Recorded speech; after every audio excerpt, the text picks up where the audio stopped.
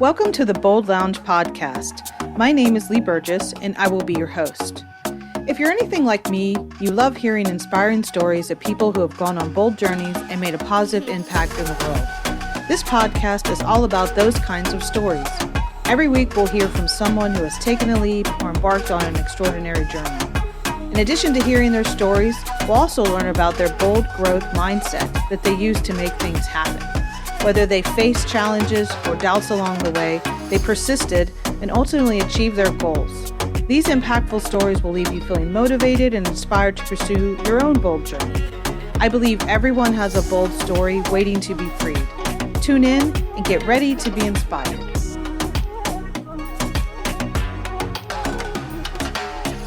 Welcome to the Bold Lounge. Today we have Iman Oubou, and I'm excited to have her on the show and be able to share many things about her bold journey that have led her up to being an author of her most recent book, The Glass Ledge. And I'm excited to have you. Welcome, Iman. Thank you. Thank you so much for having me. Absolutely. So I'd love for my guests to introduce themselves versus me, because I think we all do probably a better job introducing ourselves. So how would you introduce yourself to our listeners?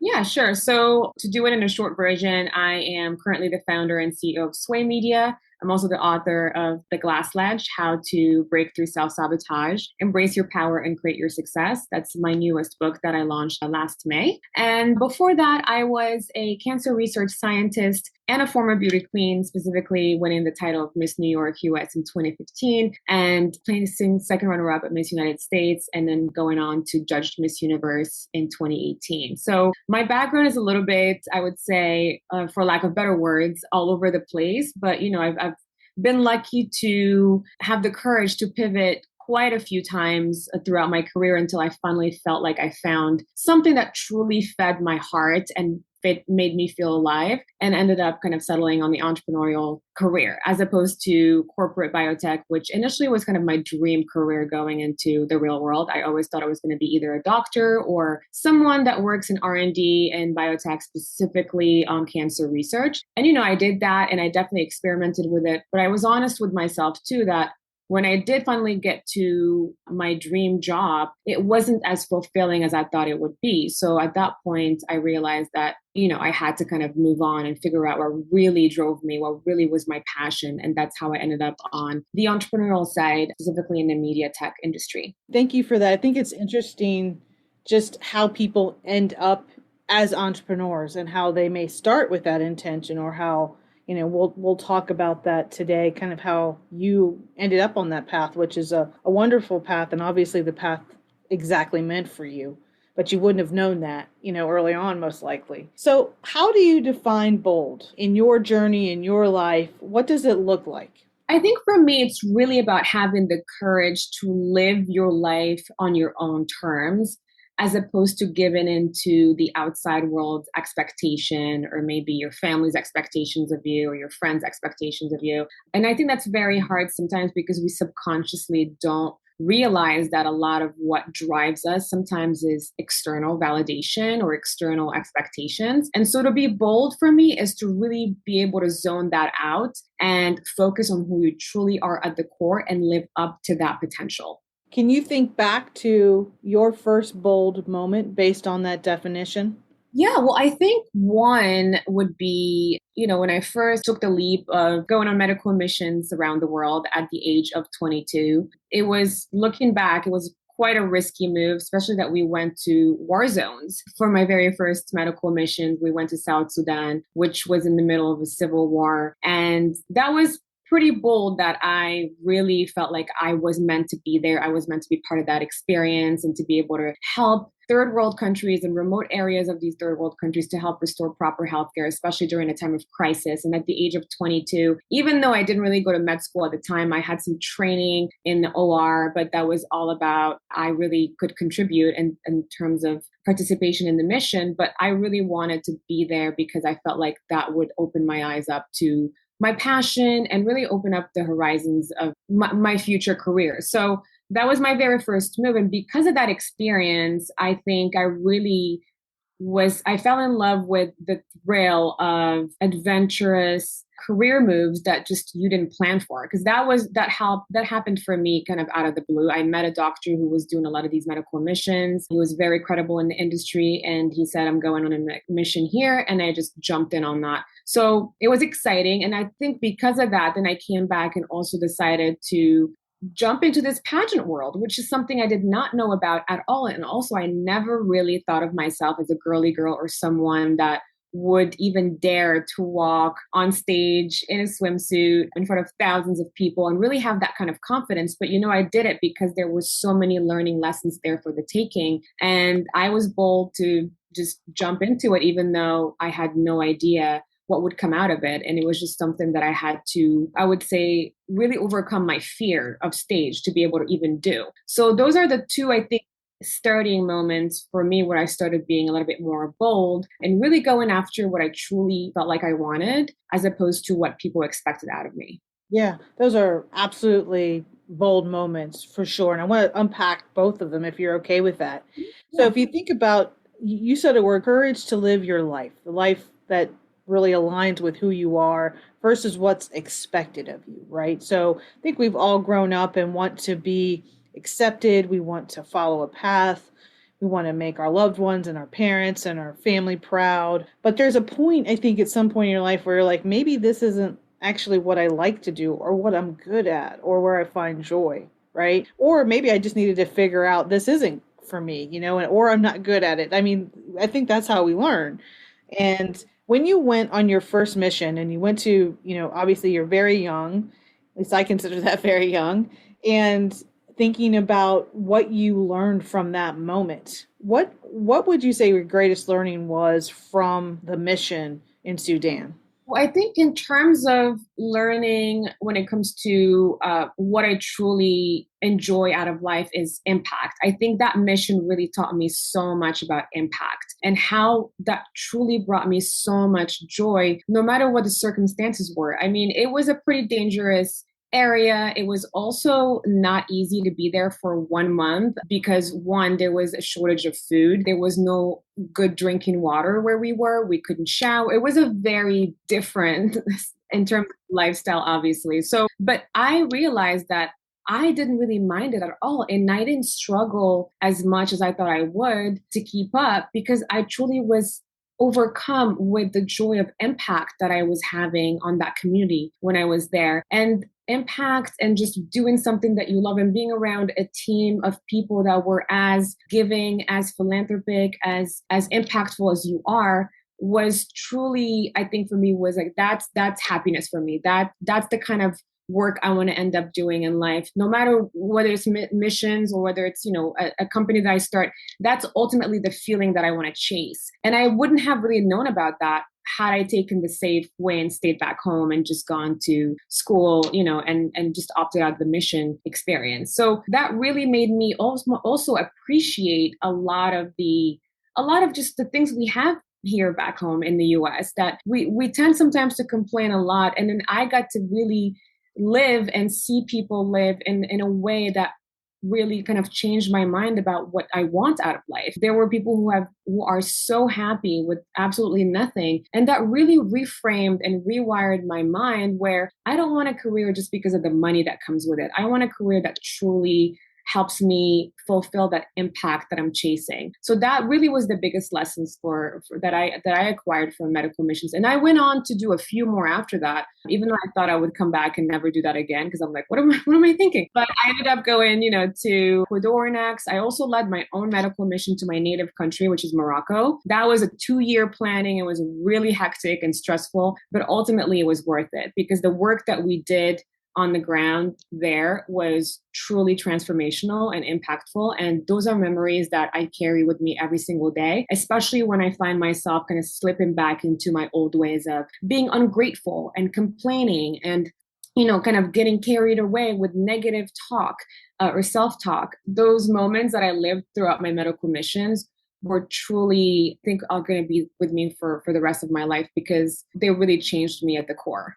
Yeah, they form you, like that experience. I think what you said, one of the things you said was the impact was greater than the discomfort or the unease. Like it was more valuable to you what you were doing. So I think that's a powerful message. What happens though, I think a lot for those in their careers or in their life or on their path to, who they're meant to be, sometimes we stay in that discomfort, or you stay in that unease, and you don't feel like you're having an impact. You don't feel like you're in that right space. Would you agree with that? Yeah. And also, I think a lot of us are not just looking for a career that brings you stability and money and security, but also I think we want to feel at peace with who we are in that career, with who we are at our job every single day, and also with the work that we do. Does it matter? Do you feel like you're contributing to a greater good, something that's beyond who you are? And I think before those missions, I didn't think that way. When I went to school, I was like, I'm going to go become a doctor because of the money, or because, even though I realize it's not always,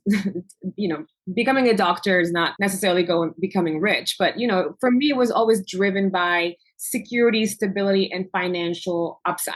And after my medical missions, where, by the way, I had to fund on my own, they didn't have much money. So I had to pay for my own trip. I had to fund all of everything that I did for that whole month. We weren't making any money. It was all volunteering work. But I'm like, wow, if I honestly did this for the rest of my life, I would be the happiest. The impact alone is something that I really found peace with. And so, yeah, I agree with you. I think sometimes we're also being pulled into our comfort zone. And that moment for me really made me look into reaching a zone of excellence and impact as opposed to a comfort zone. Yeah. So early on, I think you were using a skill set of self reflection that I would think would be maybe more mature than others, maybe at that age, or you were really thinking through how things link together.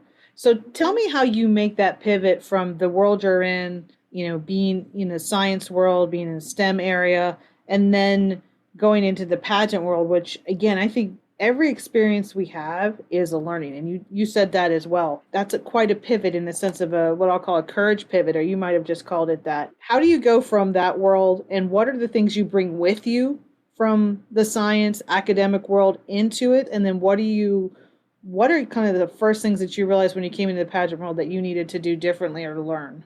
I think just the way I see myself is that I thrive on change. I know some people don't like change and they get stressed out and anxious about it, but for me, I need it. I think that's what I do. That's what I enjoy most about life, is that I feel like every few years I need kind of a change of pace. I need to experience new things, whether in a career side or it could be a passion or a hobby. But I just like to live life to the fullest. And for me, that means getting as much experience, whether it's work related, or it could be fun, or it could just be acquiring a new skill or trying something that I never thought I would ever do. And pageantry falls in that space. And to be honest, though, I never really thought about it. My mom was the one who kind of nudged me into that world. I did throughout my college life receive a lot of invitations from the pageant, the Miss Colorado USA pageant, to participate. And I definitely denied it every year because it just didn't really cross my mind that I would ever do a pageant. But then when I went on to Germany for an internship after college, my mom received the invite because they started sending it to my parents' home as opposed to my dorm, or, where I lived in college. And my mom went on to sign me up without me knowing. So when I got back from Germany, I got the acceptance letter that I was accepted to the fall Miss Colorado USA pageant, and that it's going to be October. And then, here's what you need to prepare for it. And so at that point, it was a little too late, but I kind of argued a little bit with my mom about it. Like, I'm not sure this is for me. And she's like, just do it. You need a new hobby anyways. I grew up playing tennis and I got injured. So I stopped competing in that space, especially in sports. So my mom was like, well, why not try something different? It doesn't require you to be an athlete because you were injured, but something that could also help you compete, because I'm just naturally a competitive person. And she also kind of made the comment, maybe this will help you get more in touch with your feminine side, because I grew up a tomboy and that was not my mom's favorite thing about me. So, I obliged, and I'm like, okay, fine, I'll give it a try. And I honestly did not expect to fall in love with the process. I think, yeah, we think about pageants as the competition that you see on TV, and it's just, but what people don't realize is the amount of work that goes into those preparations to even make it on that stage. And to me, that was the process that I really enjoyed the most about pageantry, because I really had to learn how to know myself so well from the inside out, from the outside in, because the whole point of winning a pageant is that you're able to sell judges on you being the best candidate out of hundreds of other women to represent your state or your country or the universe in a way that makes you a role model for the young generation of women. So I had to really understand what that title meant for me, how would I use it, and really be able to communicate that and why I'm the best person to win that title. And so those skills ultimately helped me later on in my career when it comes to interviewing, when it comes to public speaking, when it comes to communications, and just being articulate and just really knowing what you want and knowing how to communicate that. And then on top of that, there is that confidence that you acquire being on that stage and being able to do all of that, that gives you a lot of confidence in your life in other areas. There is poise, there is grace, and just being able to present yourself to people to deliberately judge and being okay with that. I think for me, that was the biggest thing. I'm like, if I could walk in a swimsuit in front of thousands of people to judge, then I can probably do anything in life at that point. So there were so many aspects of the experience that I really loved. And ultimately, I went on to compete more and more until I ended up winning a title. And I think that was my mom's objective from day one anyways. But I really didn't think I was going to genuinely fall in love with that experience. So a lot of things that you can take from that, because I think there's a lot of us, including me, that don't really know we only see what we see, right? On the outside of something. But, when you get under the hood of this particular industry and the work that you do, and like you said, the preparation and the dedication and the routine and what you have to do to be fit and be healthy and be able to speak and, in the sense of like answer questions on the fly, have confidence, be open to critique always. Like you are probably in some way every day when you're in that world being critiqued.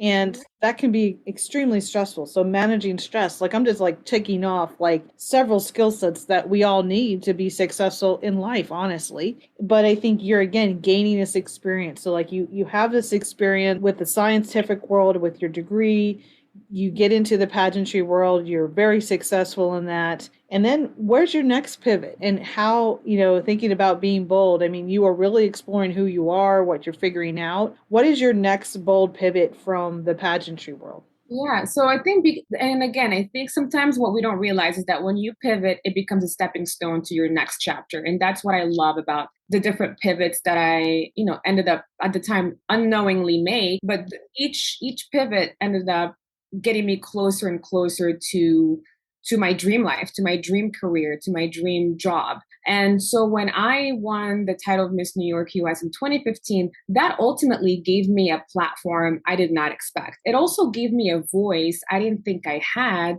before then, because up until then, I was mostly in the R&D world and as a scientist, kind of stuck in a lab all day long, not really interacting with many people, not being very vocal about what I care about my passions, about the things that I want to change in the world, about the empowerment that I'm seeking. So when I won Miss New York, that was a platform that really gave me the chance to speak up on a lot of issues, especially for me, it came down to just women empowerment and women entrepreneurship as well. I was at the time when I won, I was in corporate biotech, but because of the title, I ended up launching a podcast. So the next pivot was really a podcast that, again, this was 2015. It was kind of just starting up. There weren't that many women-focused podcasts when it comes to entrepreneurship and just taking unconventional paths to success and interviewing women that may not just be, celebrities or people that are known, but everyday women who have taken unconventional paths to success and learning from those stories. So I ended up launching a podcast that specifically focused on that.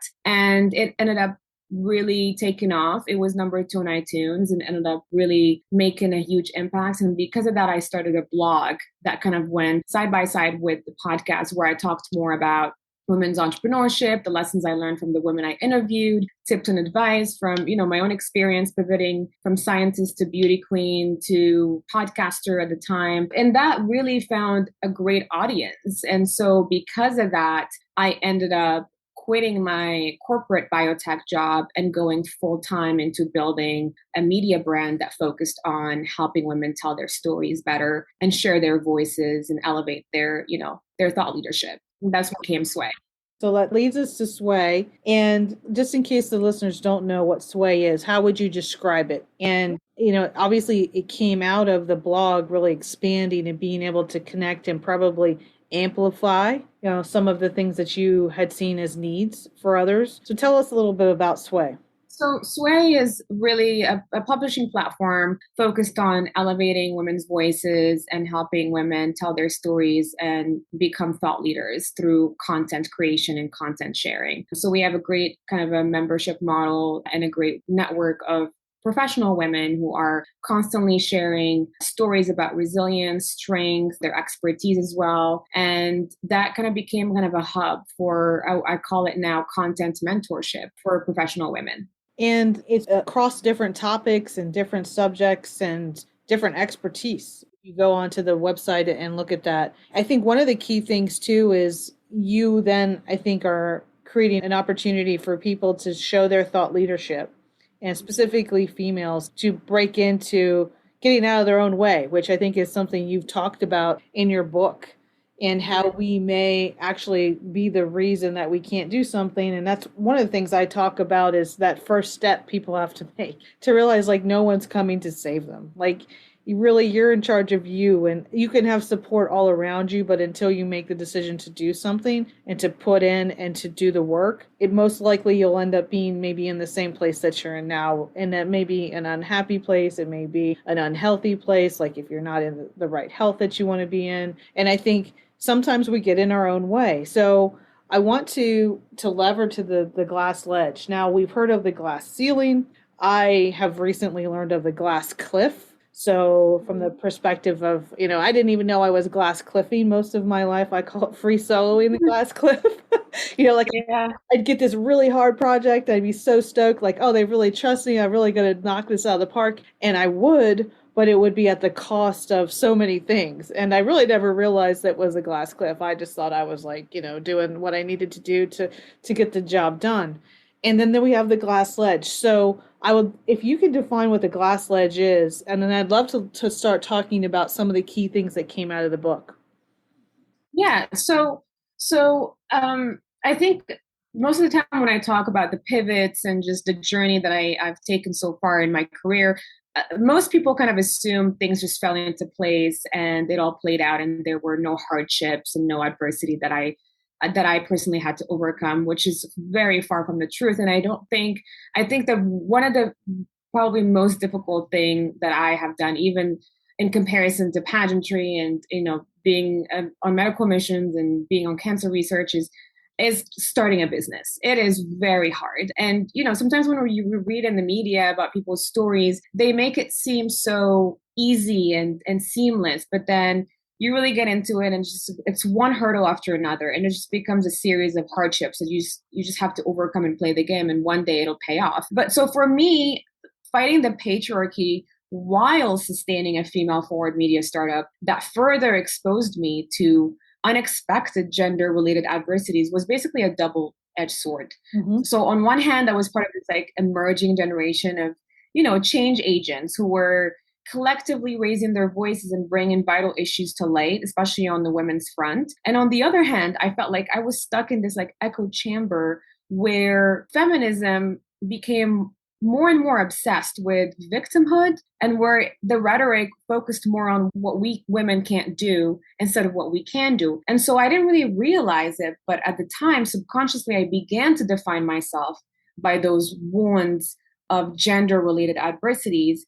And that's ultimately what I felt like I found myself on this glass ledge, so to speak. And so the symbolic glass ledge refers to the internal battles, or I like to call them self-imposed glass ceilings, that distort our beliefs about who we are and what we can accomplish. And so at some point, I hit kind of rock bottom with my business back in 2018. It was just a very hard time. I was struggling with fundraising for many reasons, including sexual harassment and just really being kind of a young woman trying to make it in a world that's heavily male dominated, and especially that I don't come from that world. I have a completely different expertise, which was in biotech. It was a lot of hoop jumping to just even get like $100,000 check in comparison to a lot of male startup founders in that space who were kind of raising 5 million at a time. And I just felt like I was getting nowhere. And so because of that, I ended up at rock bottom in 2018. An investment kind of fell through and I had to lay off my entire team. I had to give up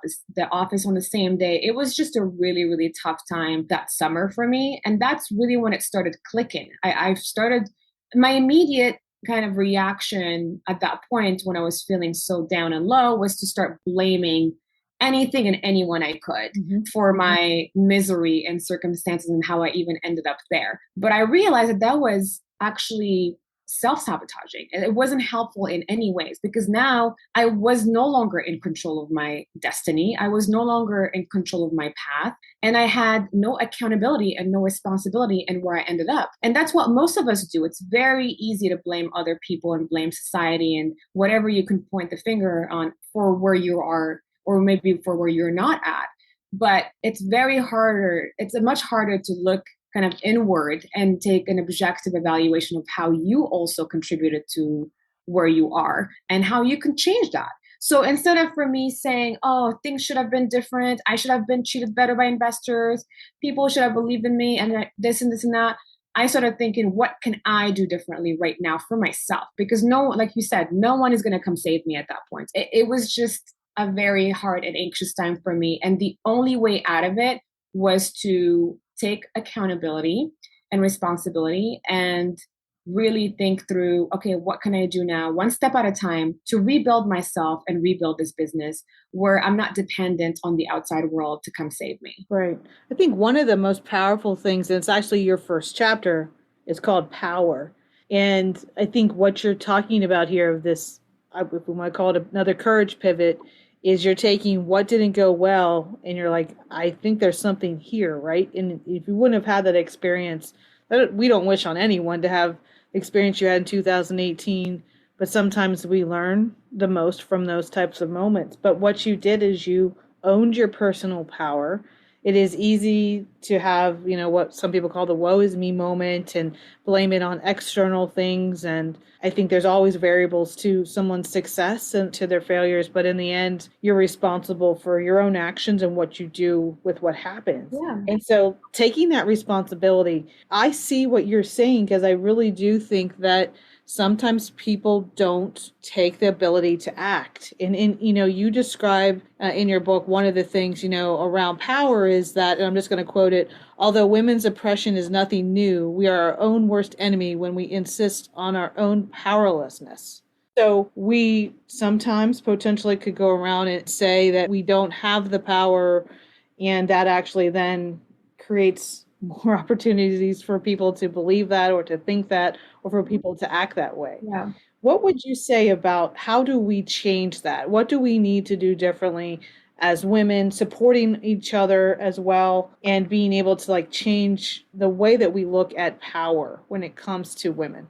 Well, I think the first thing that we need to do is we should look at the concept of empowerment, especially because that's become such a buzzword over the past 2 years, past decade. Because when we talk about women's empowerment, what's often implied is that we're asking for power to be given to us because subconsciously we think we don't have any. We're asking society or we're asking the patriarchy to give us the power, which, underscores the preconceived narrative that just women don't have power. Instead, I think we should define empowerment as the process of becoming stronger, especially in directing one's life and claiming one's rights and power. So I think a lot of the time we just don't step into it and we think we don't have it at all. But I think also to me, empowerment, and I talk about it in the book, should also be about encouraging women to feel a sense of autonomy and control in their lives while cultivating a sense of accountability. And that's what I really want to drive home with the book overall is that, yes, we can acknowledge that there are external factors that don't work in our favor. I mean, it's nothing new, but what are we going to focus on? Are we going to focus on the things we can't control and the things that are going to take a long time to change and need a collective kind of, initiative to change? Or are we going to focus on things that we can each control individually and start building up from that and then paying it forward at that point. And that to me was the mindset that shifted everything in my life. It was when I'm starting to take control over my own path as opposed to falling victim to the outside world. And that starts kind of with the mindset and how you think about, your actions and your decisions, and how you react to what life throws at you. That's much more important than what life throws at you, is how you react to it. And a lot of the time we take on that victimhood mindset and we're like, okay, I can't do this because, I'm a woman, or because people don't give much credibility to women. And that was the way I started thinking for a long time, until my boyfriend, then now fiance, made this comment before I went on stage one day. He goes, "Do you really think you can't raise money because you're a woman?" And I'm like, "Yeah, I actually do think that." He goes, "No, that's not true. Like you can't think of it that way, because you already lost if you think of it that way." But again, because to me, I absorbed all of these statistics that are working against us. Only 2.1% of venture capital goes to women. So I'm kind of looking at all these things from the outside world and saying, well, because of all of this, I can't raise money. But that's not true. So yeah, so that's really kind of the mindset that I started taking on. Is like, I check myself when I'm starting to fall into that victimhood mindset again. Yeah, I can hear in your voice like the passion, and like you get fired up about moments like, and I love that, because I think that's key, because I think for the longest time I didn't even think about it. I wasn't raised to think about, if you're a girl you can or you can't. There's lots of information out there and research that, up until a certain age, girls do believe they can do anything. Mhm. And there's some point in the middle that it flips. And I've had Dahlia Feldheim on the show, and she talked about, she had this very famous marketing campaign about running like a girl.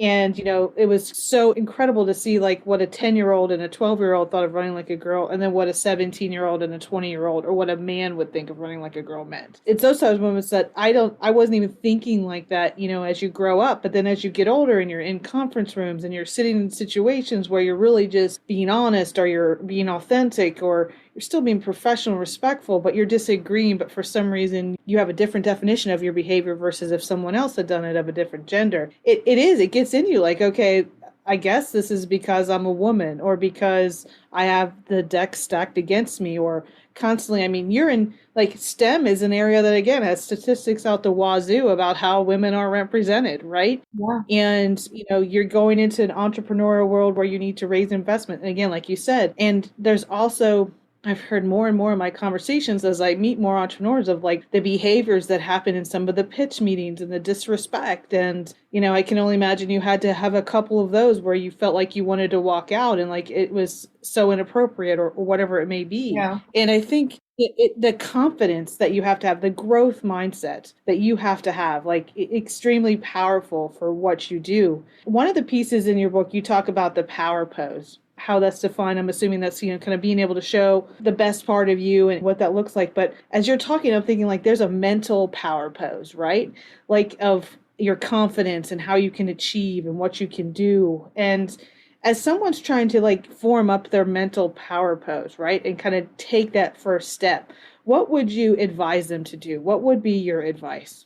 Well, I think it starts with accountability. So being able to sit with yourself in self-reflection and take inventory of how you acted in certain meetings in response to maybe a power imbalance, right? Or maybe something that triggered you. And then understanding why that triggered you. What are your trigger points? And really, the more you get to know these things, the more you can control how you react in certain unfavorable environments or certain unfavorable circumstances. And at that point, you take back your control. But if you don't know yourself that well, it's very hard to move through life with unshakable conviction and self-assurance. It starts with building yourself through self-awareness. So you need to be very self-aware and know your weaknesses, your strengths, how you react to certain trigger points. How do those trigger points manifest physically and mentally and emotionally? Can you control those emotions? And because again, when we let our emotions take, the best of us, then that's when I feel like we lose control. We start taking things personally and we lose sight of the big vision we have. We let certain comments or certain people that are not treating us well affect how we see ourselves. And I think at that point, that's when you lose control over and you lose power at that point as well. So it all starts with really sitting with yourself in self-reflection and being able to build that self-awareness so that no matter what comes at you, you're able to move through it with so much self-assurance and conviction that it doesn't even get to you anymore. I think you said some very important things there. I think that we either learn the hard way or they're instilled in us, or maybe they just come naturally. I think mine, I learned the hard way. When you do take things personally and you do pivot in a way where your emotions come out, or they come out in a way that can be misinterpreted 99% of the time, why you're reacting or why things happen, you're giving away your power. And you're most likely giving away your ability to actually sway or use what you know and your expertise in the direction you want it to go. But the other thing is knowing yourself and taking time to understand who you are in the first place. And I think it's interesting, I told you a little bit about my journey, that I took some time when I made the transition from the corporate world to where I am now, that I took time to rebuild, renew, because I felt pretty fractured from everything just that had happened throughout my career, and that I hadn't taken the time to really know who I was. And I remember going through some of the exercises, which I took time to do. It's not a Friday to Monday type of moments. It's not I'm going to print a workbook from a really well-known person, I'm going to be ready to go on Monday. I think people think that sometimes, and I'm not saying people can't go faster than others. I felt like I went pretty fast, but it took me a couple months, and knowing yourself better, and you still you probably learn stuff about yourself every day. I don't know about you. Do you feel like you still learn about yourself?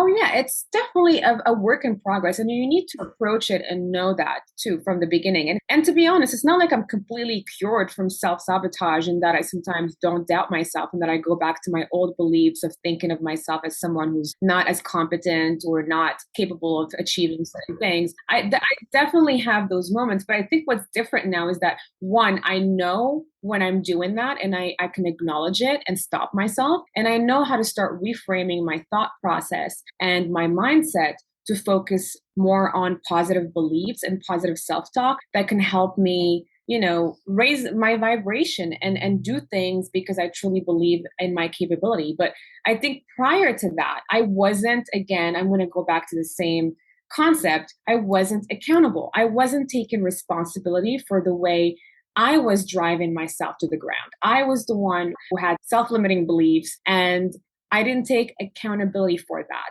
And sometimes I thought people didn't believe in me, but deep down, it was me who didn't believe in myself. So how can people believe in you when you can't even show that you believe in yourself? But I wasn't the type of person at the time to really check myself and say, wait, you're doing it.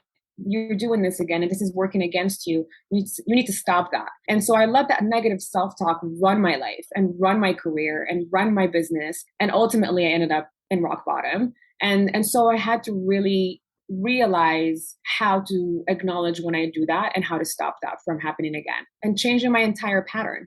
Very powerful words. And if you need to rewind that, I would, because I think it's the accountability piece that's huge in this. And I think it's so important. And I see it day after day in working with my clients and different engagements, that taking accountable for what isn't feeling right or not going right or isn't going the way you want it, it's the absolute unsurmountable first step you need to take. You must take it. And it's not something you can ignore. I'm really happy and so thankful you were on the podcast. I want everyone to see below for the Glass Ledge and where to find it, and check out Sway Media, and that's Sway with 2 A's. That's down below as well. Thank you so much, Iman, for being on the podcast. Thank you for having me. This was a wonderful conversation.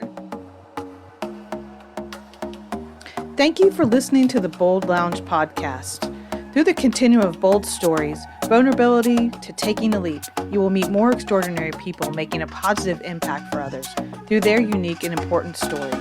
By highlighting these stories, we hope to inspire others and share the journey of those with a bold mindset. We hope you've enjoyed this podcast and look forward to sharing the next bold journey with you.